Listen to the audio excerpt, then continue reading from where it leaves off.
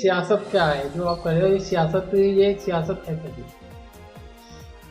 राजनीति हिंदी में कहते हैं हम लोग, और अरबी का शब्द, उर्दू का शब्द है सियासत।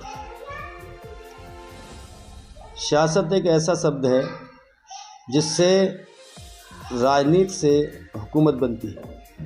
अगर हम लोग सियासत नहीं करेंगे और राजनीति नहीं करेंगे तो हुकूमत में हिस्सेदारी या हुकूमत में नहीं जा सकते। और हुकूमत एक ऐसी चीज़ है जो अच्छाई को और बुराई को, दोनों चीज़ों को, अगर आपके हाथ में हुकूमत की ताकत है तो आवाम में, जनता में जो बुराइयां फैल रही हैं उसको आप एक कलम के सहारे से, हुकूमत की ताकत से 1 मिनट में रोक दोगे। अगर हम पर हुकूमत की ताकत नहीं है, सियासत की ताकत हमारे पास नहीं है, तो हम किसी को भी गुनाह करने से या जनता में बुराइयां फैलाने से नहीं रोक सकते।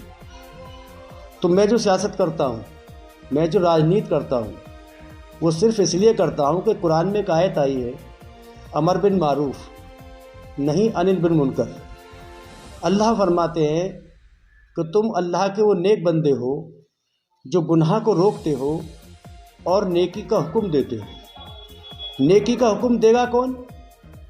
जिसके हाथ में ताकत होगी हुकूमत की, वो नेकी का हुक्म देगा। अगर जिसके हाथ में ताकत ही नहीं है तो हुक्म नहीं देता है, वो गुलाम होता है। वो गुलाम का मुकद्दर होता है हुकूमत की, सियासत की बातों पे चलना। और हुकूमत का होता है कि वो गुनाह को रोके, बुराइयों को रोके और जनता की और आवाम की जो अच्छाइयों की बात है उनको लागू करे। मैं इसी को सोच करके आज जो राजनीति कर रहा हूँ, मेरा घर, मेरा परिवार राजनीतिक लायक नहीं है। मेरा मकसद विधायक, MP, MLA बनना नहीं है। मेरा मकसद है कि हिंदुस्तान के अंदर एक अच्छे लोग सियासत करें और एक अच्छी पार्टियां हुकूमत में आएं और वो अपने ज़ेरे हुकूमत में गुनाहों को रोकने का, जो बुराइयां हैं उसे रोकने का काम करें। अगर वो बुराइयां नहीं रोकती हैं और अच्छाइयों को दुनिया में, हिंदुस्तान में सही या किसी भी जगह सही, अगर वो हिंदुस्तान में अच्छाइयों को लागू नहीं कर पाती हैं और समाज को विद्रोह की तरफ ले जाती हैं, समाज के लोगों को, आवाम को नुकसान पहुंचाती हैं, तो ऐसी सियासत और ऐसी हुकूमत से कोई फ़ायदा नहीं। ऐसी हुकूमत का मैं साथ देता नहीं, ना ही मैं ऐसे लोगों के साथ रहता हूँ। मैं एक साफ शुद्ध छवि की राजनीति जो लोग करते हैं उनके साथ पहले से ही मेरे एक मन है कि जो लोग गुनाह को रोके, बुराइयों को रोके और जनता को, आवाम को अच्छी बातों में ले जाए, उन्हें खाने का, पीने का, शिक्षा का, रोज़गार का, दवाई का सारा इंतजाम बढ़िया करे, ऐसी सरकार हो, मैं उसकी हिमायत करता हूँ। और ऐसे ही नेता की मैं हिमायत करता चला आ रहा हूँ। अगर मैं देखता हूँ कि कोई सियासी पार्टी या कोई सियासी राजनीतिक नेता अगर वो दुबक करके, छुप करके समाज के साथ तो कुछ और मुखौटा है और बाद में उसका एजेंडा कुछ और है, ऐसे की मैं भर्त्सना करता हूँ, विरोध करता हूँ और ऐसे नेता के पीछे मैं चलने का काम नहीं करता।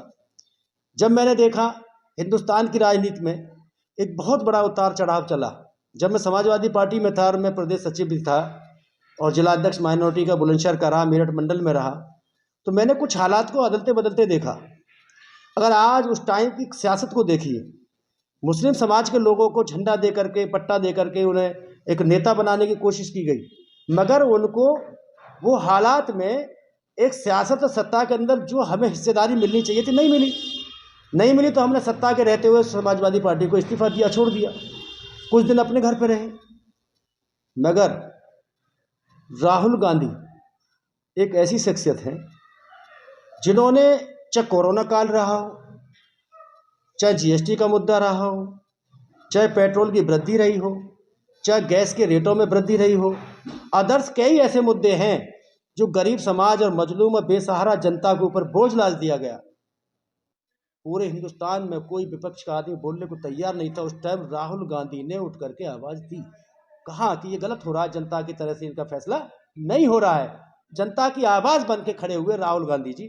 उन्हें मैंने टीवी में डिबेट में देखा, उनकी टीवी में खबरों में देखा, उन्हें संघर्ष करते हुए देखा और ये देखा कि वो बुराई के खिलाफ लड़ रहे हैं। तो मैंने राहुल गांधी जी के साथ, कांग्रेस पार्टी के साथ, उनके मिशन को सुन करके और उसमें जा कर के कांग्रेस पार्टी के एक सदस्यता ग्रहण करके कार्यकर्ता के रूप में काम कर रहा हूँ, सियासत कर रहा हूँ। सियासत जब तक ही कर रहा हूँ जब तक कि वो समाज की बात कर रहे हैं। जिस दिन वो भी समाज की बात नहीं करेंगे तो अपने घर बैठ जाएंगे, सियासत बंद कर देंगे।